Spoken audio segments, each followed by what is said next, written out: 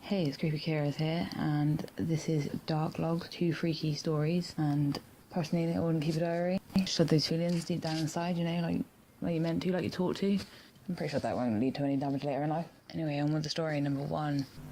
The Recording by Reddit user Black Eyes 1. I'm in my 40s now. I like to record things. And by that I mean record things going downhill, like relationships and friendships. Then I like to listen to the recordings of every conversation and interaction I've had with my girlfriends, friends, family members, and others that were close to me. I'm not a normal person by any means, but just always loved to record things and then listen to them later. And in our day and age, the vast amount of technology, you can record so many things and also save them and transfer them into a better format. I have recordings that I made first via cassette tape, and now they're in a saved digital format in my computer. I have had many encounters with friends, girlfriends, and other friendships which have all gone down, but I have recorded them all. I don't know why I'm like this, but it could be something to do with my parents. Their relationship was devastatingly rocky, and to the point where my father left and never came back. To this day, I have never seen my father, and I stopped seeing my mother, but I have recordings of conversations with her, right to the point where I decided to stop talking to her. I don't know why I stopped talking to her, but I guess she was a difficult person, was negative and in a bad mood, and it was very rare to see her smile, but that was her as a person. I also liked re-listening to my recordings of other people's conversation I had had with them, as a way of reflecting back and remembering, and thinking about how things could have been different. I was listening to a recorded conversation between me and my mother. I haven't seen her in 5 years, and this was the last conversation I had with her. It is quite depressing. She was criticising me as a person, as to why I have to record all conversations. I tried arguing back, saying it's just what I love to do. Why do you always record everything? Ever since you were young, constantly recording things and replaying them. She said to me. It did take me back to the old times, and I started having feelings of actually missing her, and I wanted to go back and maybe do it all again. I never thought of video recorded, anything, just the voices, and I never really liked video recordings. It was the voices, that's all I was interested in, and the words used and the tones behind them. It speaks so much more. I'm sick to death of your ways. You've always been difficult, haven't you? My mother said in the recording. It became a little negative now, and it started to remind me as to why I left, as she was constantly at me for everything. She would even contemplate death and suicide, and she couldn't wait to die. Nobody wants to hear things like that, but I guess my mother had a hard time going through life. After listening to the voices of my mother, I grew tired of her and I decided to listen to someone else. And it was a friend of mine called Al. I hadn't seen Al in over like 10 years. We met in high school and separated when we left high school. I wondered what he was doing with his life. Listening to his voice, it brought back memories of the two of us in high school, and I started to cry a little as I did miss him. I miss the days when we used to hang around, especially in the summer holidays. There was conversation between me and him about women, guys, who was bullying us, and part-time jobs we'd applied for. Hearing his voice kind of changed my present for a moment, and it felt like I was going back in time. And I started even replying back to him, even though I knew it was only a recording. I mean, my voice was also in the recording, as I was also speaking to him, and it was definitely a younger version of me. Where did the time go? And how could I have brought it back? And I started to notice this heavy breathing in the background, whilst I was hearing my high school friend Al's voice. It's really creepy and eerie, and the deep breathing was really slow in the background. I then started to listen to another recording of an ex-girlfriend who I had when I was in college, and I remembered we did many things together, like dates and making out. She was a humorous type of girl, and I enjoyed being with her. She questioned why I like to record voices, and I said to her it's just something I enjoyed. I live alone now, and I don't have any children, and hearing the voices kind of crushed me. The memories pained me, even though they were joyous memories. Then there was the arguments with my girlfriend, and I was still recording her voice as she was upset. I'd forgotten about her birthday, and she always remembered mine and done something special for me. As I listened to her telling me off, I could hear that horrendous deep breathing in the background. It was as if someone was going to attack me or had already done something terrible. The deep breathing was really bothering me, and I can remember clearly at the time I heard no deep breathing anywhere. Definitely sounded like a man was breathing. I turned off the recording and on my computer, and I have many recordings of voices belonging to people who I had a connection once. I asked myself the question as to why I do things like this. I mean, my life now is go to work, come home and listen to the voice of the past. It is quite boring and lonely of a life, but it's my life. People would definitely think I was weird if I said that I listened to many recordings of voices that belonged to people who I once knew. People would think I was cracked in the head. Listening over the recordings, I start to notice more and more a heavy dark breathing in the background.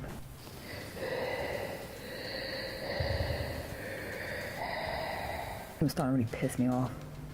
I didn't understand as to where it was coming from and whether it was a technology glitch. I was becoming irritated because it was ruining my reflective moments. When I listened back on the voices of an ex-girlfriend, an ex-friend, family member who I don't see. That heavy breathing, I tried listening to it much more in depth, and it sounded like, ever so faintly, that it was saying something to me. I put on a recording of another friend of my childhood, who I re-met once I finished high school. We both hugged each other and talked about our families. Both kind of stopped seeing each other when my parents' relationship fell apart. There were recordings of him just talking about his life, experiences with women, jobs and cars he had driven. Listening to his voice actually made me cry. It had some connection to my childhood. Not all of my childhood was bad, but there were good moments when my parents were together. I started to become really emotional by hearing his voice, and I wanted to go back to the moment. And that feeling when you can't do something is quite frustrating. Then there was that heavy breathing in the background, much louder now, definitely a stranger.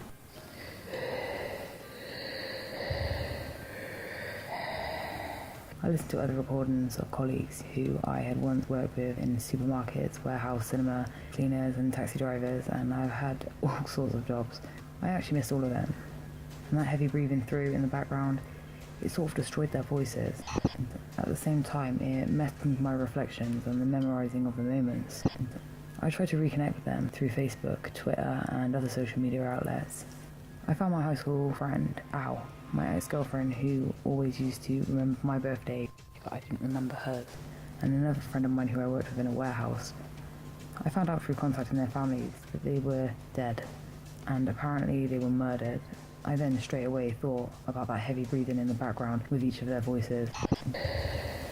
Their deaths were not recent as well. Many years had passed now, and the police still had no evidence or clues as to who did it. I then started recording my own voice, and I was talking to myself and reflecting about my life to myself. I then started to re-listen to my voice of all of my memories and the times that I'd lived through. I was really taken back when I started hearing that same deep, creepy breathing in the background once again.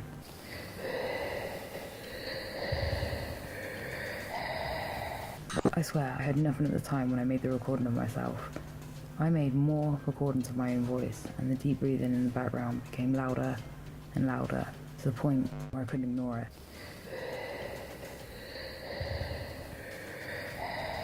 Now I could hear the deep breathing, but not in the recordings, but in the same room as me.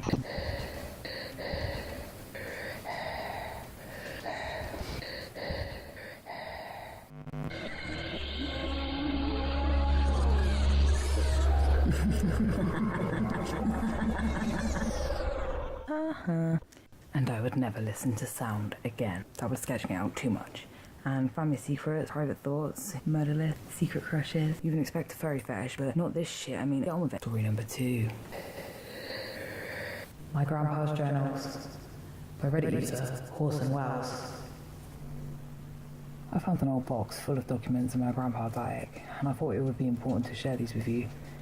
He was a surveyor for a New Orleans construction company that wanted to tear down an old plantation called the KeReS Homestead. It has a dark history of race-related violence, slavery, torture, and Haitian voodoo rituals. I don't know much about the whole voodoo culture, or the sense of racial bitterness the Creole brought with their entitled attitudes, but I want to tell you this story because it seems strangely relevant to our current life situation. Here's my transcription from the old handwriting, October 17th, 1964. Surveying the former KeReS plantation. I started measuring the parameter of the property without much hassle, so as a local with a shotgun yelled at me, starving dog at his side. I estimate the property to be 16 acres total, not including the surrounding wetlands. I'm going to measure the density of the soil and the height of the base under the house by morning. October 18th. I fell down into a hidden sinkhole today and almost broke my leg. Thank God for the neighbour across the street who saw me. I could have been stuck there overnight, and God knows what kind of diseases or mosquitoes could have stuck into me if that had happened. Her name was Fran Shea.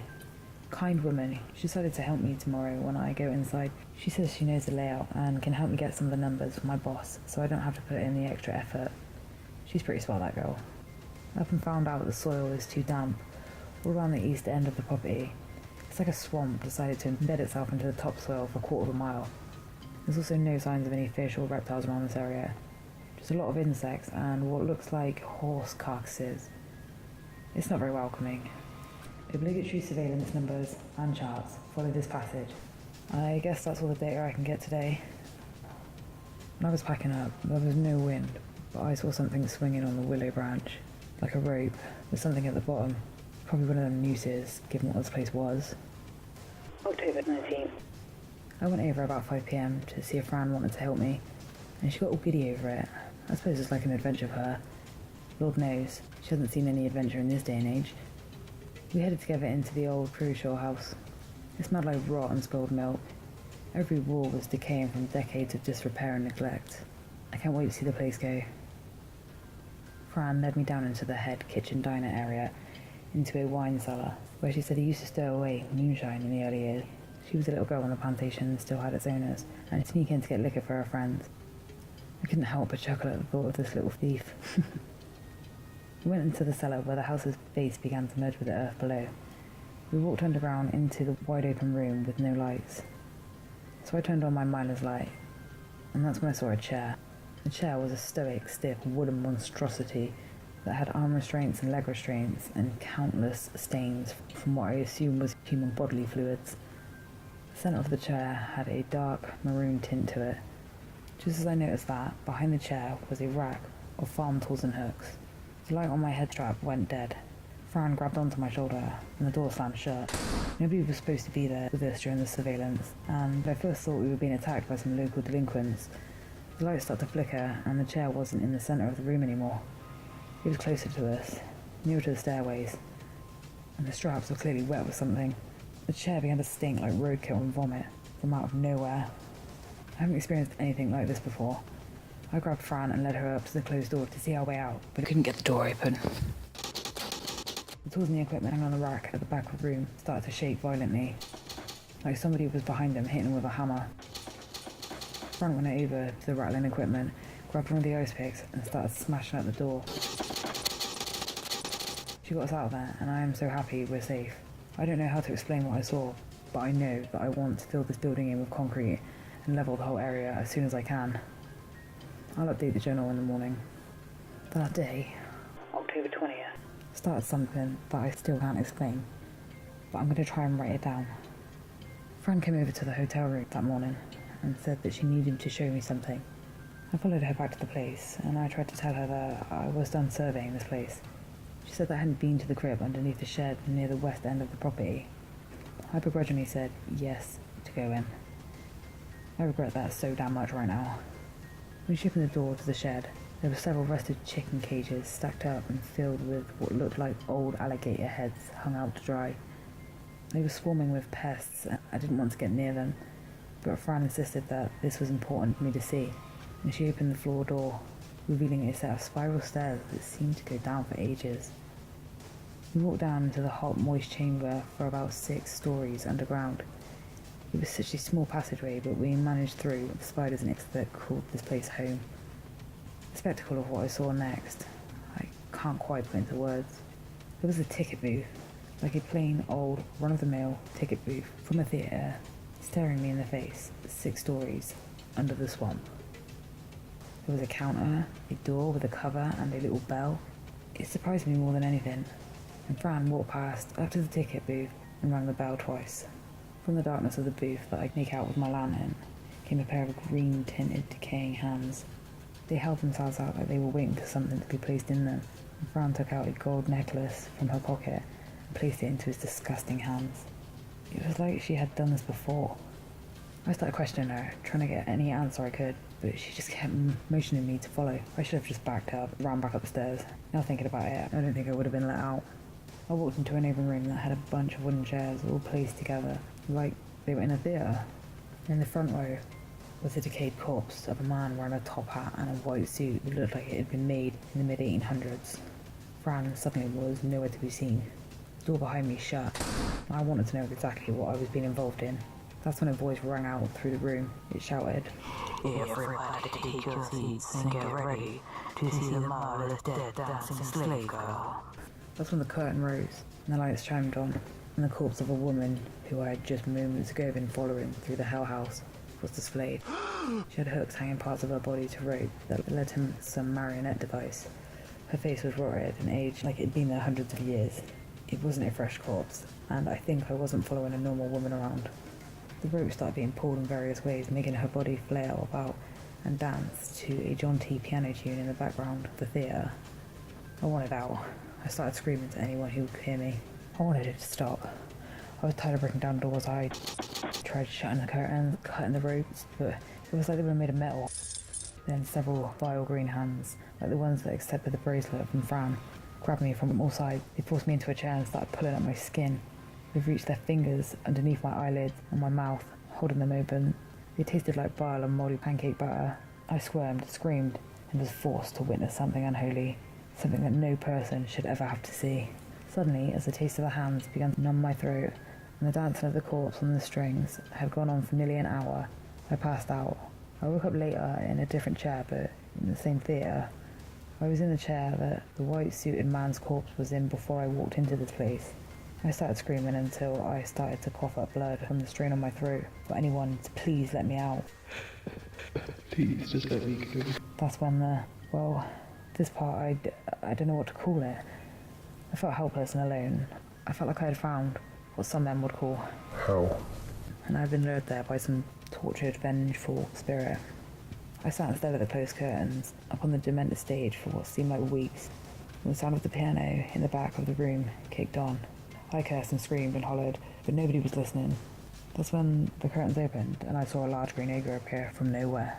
It just appeared out of nothingness, floating towards me, started chanting. Get out. Then another and another. Soon there were hundreds of large green monsters all approaching me, chanting, Get out.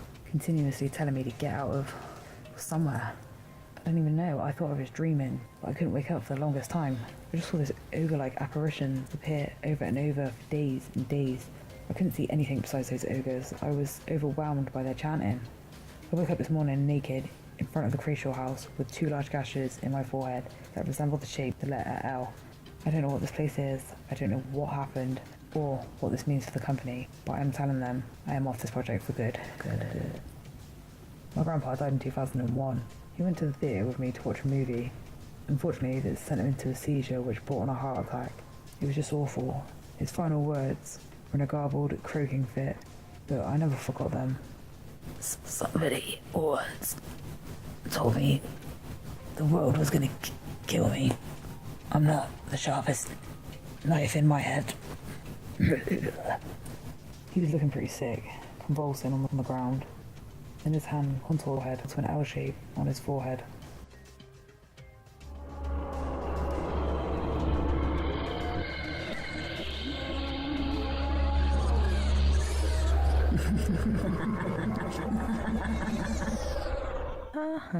Thank you to the story providers of this video, to you lot for listening, liking and subscribing. You're all awesome. /cheese toast. And always remember, if trouble comes your way, just try to make yourself look big.